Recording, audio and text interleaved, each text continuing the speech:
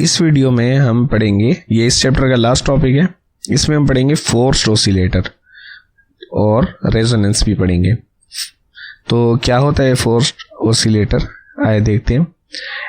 ऐसा ऑसिलेटर जिस पर साथ साथ एक्सटर्नल फोर्स लग रही हो, यानी अगर कोई ऑसिलेटर है under the action of periodic force F naught sine omega T, अगर ऐसा ऑसिलेटर है जिस पर एक्सटर्नल फोर्स लग रही हो तो इसको हम फोर्स्ड ऑसिलेटर कहते हैं। तो आइए इसको ज़रा फिगर से समझ लेते हैं। फिगर में आपको ये एक ऑसिलेटर नज़र आ रहा है, ठीक है, ये फिगर है, इसमें ये मास है, ऊपर स्प्रिंग लगा हुआ है, ऑसिलेशन हो रही है। तो इसके नीचे भी डैम्पिंग फैक्टर मौजूद है, यानी इसको हमने किसी फ्लूइड में रखा हुआ है जिसकी वजह से इस पर रेजिस्टिव फोर्स लग रही है।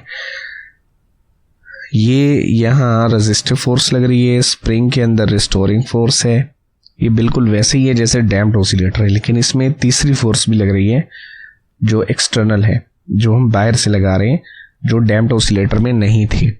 तो इसको हम जब ये ऑसिलेट होता है, यानी इसको हम बार बार पुश करते हैं नीचे और ऊपर की तरफ, यानी हमारी जो फोर्स है वो पीरियोडिक है, वो कांस्टेंट नहीं है, एक तरफ नहीं लग रही। जब ब्लॉक नीचे जाएगा तो नीचे लगा रहे हैं, जब ऊपर जाएगा तो ऊपर की तरफ लगेगी। अगर ऐसी फोर्स जो चेंज हो रही हो डायरेक्शन बार बार, ऐसी फोर्स को हम पीरियोडिक फोर्स कहेंगे। तो पीरियोडिक फोर्स को हम फिर साइन की इक्वेशन से कंसीडर करते हैं। अब देखते हैं, तीन फोर्सेस हो गई। पहली हम लिखेंगे रिस्टोरिंग फोर्स, ठीक है, रिस्टोरिंग फोर्स इक्वल है माइनस के एक्स के। उसके बाद दूसरी फोर्स है डैम्पिंग की। इस दफ़ा हमने डैम्पिंग के लिए जो कांस्टेंट रखा है वो गैमा है, पिछले टॉपिक में बी था, बी भी रख सकते हैं। तो डैम्पिंग फोर्स हो जाएगी minus gamma d x over d t. और तीसरी जो फोर्स है वो एक्सटर्नल पीरियोडिक फोर्स है, ठीक है, रिस्टोरिंग फोर्स। अच्छा, अब हम इसको यहाँ लिख लेते हैं। Suppose an oscillator oscillates under the action of periodic force F naught sine omega t. Omega जो है फोर्स की फ्रीक्वेंसी है। Now three forces act on oscillator, minus k x restoring force है, ये डैम्पिंग फोर्स है या frictional force है minus gamma d x over d t, और थर्ड है अप्लाइड फोर्स पीरियोडिक। तो नेट फोर्स इक्वल टू हो जाएगी इन तीनों के सम के। तो इस इक्वेशन में हम एफ नॉट साइन के अलावा बाकी टर्म्स दूसरी तरफ ले जाएंगे और हम इसमें फोर्स, इस फोर्स की जगह पुट कर देंगे न्यूटन सेकेंड लॉ से F is equal to m a, लेकिन ए की जगह हम लिखेंगे सेकेंड डेरिवेटिव ऑफ डिस्प्लेसमेंट।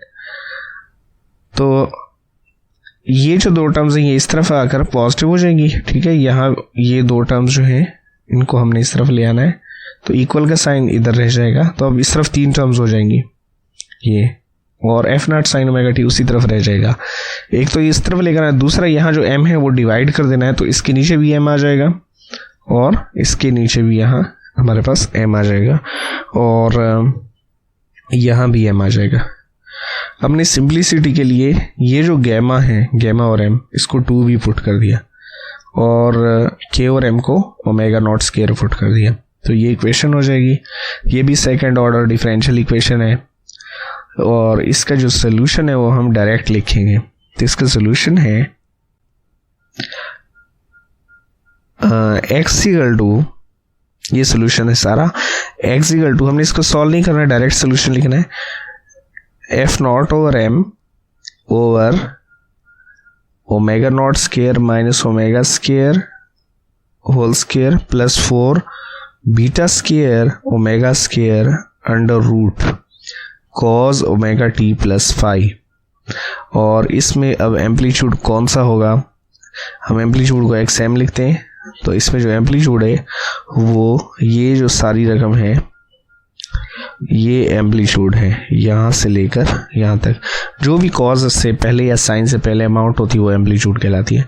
तो हमने यहाँ इसको एक्स एम लिख दिया और यहाँ जब इसका डेरिवेटिव लेंगे वेलोसिटी भी फाइंड कर सकते हैं, तो माइनस ओमेगा एक्स एम हो जाएगा और ये वेलोसिटी कहलाएगा। तो एम्पलीट्यूड को हम बाद में अलग से भी लिखेंगे। मैक्सिमम डिस्प्लेसमेंट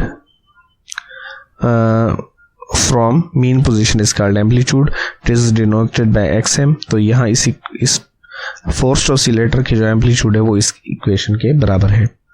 और वेलोसिटी के लिए हमने जैसे ऊपर पढ़ा है कि ओमेगा से मल्टीप्लाई कर देना है, तो यहाँ भी हमने ओमेगा से इसको मल्टीप्लाई कर दिया, तो वो जो x वाली रकम थी उसके साथ यहाँ ओमेगा आ जाएगा, बाकी सारी वैसे की वैसे ये वेलोसिटी आ जाएगी। अच्छा, अब हमने इसमें एक चीज़ ये कंफर्म करनी है जो इसको हम रेजोनेंस कहते हैं। तो रेजोनेंस यहाँ से समझेंगे कि ये क्या चीज़ है जी। तो इस फिगर को ज़रा दोबारा देखें। इस फिगर में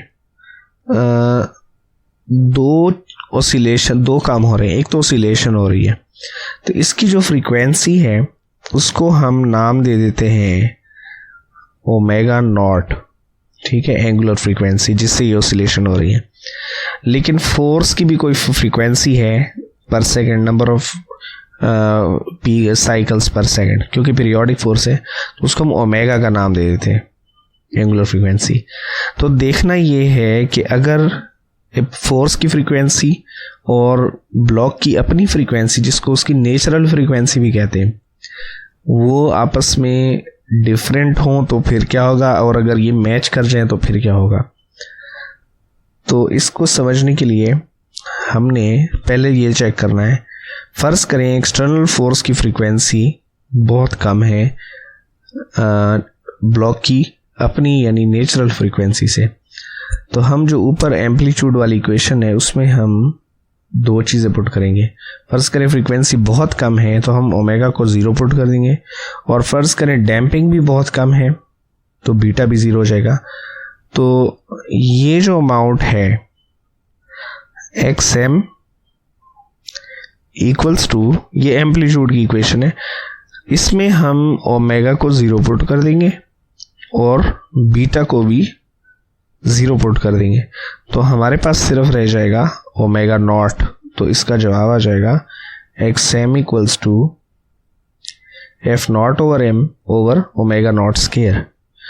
अच्छा, अब सेकंड कंडीशन देख लेते हैं। अगर ओमेगा यानी फोर्स की फ्रीक्वेंसी बहुत ज़्यादा हो ब्लॉक की फ्रीक्वेंसी से, तो हम ब्लॉक की फ्रीक्वेंसी को अप्रॉक्सीमेटली 0 पुट कर देते हैं और बीटा भी 0 पुट कर देते हैं। तो फिर जब उसी इक्वेशन में पुट करेंगे तो फिर ये रह जाएगा। लेकिन अगर दोनों फ्रीक्वेंसीज बराबर हों तो फिर क्या होगा? अगर दोनों बराबर हों तो उस केस में हम इस पे दोबारा आ जाते हैं जी। तो इसमें हम अगर ये इक्वल हैं तो omega naught square minus omega square equals to 0 हो जाएगा, क्योंकि जब हम ओमेगा स्क्वायर की जगह ओमेगा नॉट पुट करेंगे तो ये रकम 0 हो जाएगी, तो सिर्फ हमारे पास ये रह जाएगी और इसका अंडर रूट लेंगे तो ये 2 बीटा ओमेगा आ जाएगा। तो ये इक्वेशन हमने यहाँ लिख दी है F naught over m 2 beta omega.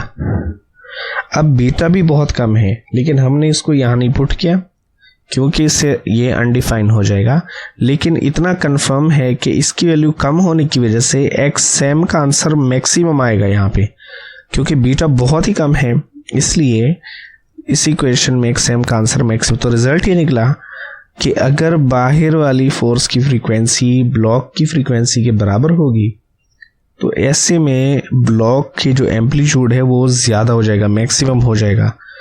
तो इसको हम रेजोनेंस कहते हैं, और ये हमने ग्राफ में भी शो किया है कि डिफरेंट स्मॉल फ्रीक्वेंसी हो तब भी एम्पलीट्यूड कम होगा, और अगर बड़ी फ्रीक्वेंसी हो ज़्यादा हो तो फिर भी कम होगा। लेकिन अगर ये आपस में इक्वल होंगे तो ऐसे केस में एम्पलीट्यूड मैक्सिमम होगा।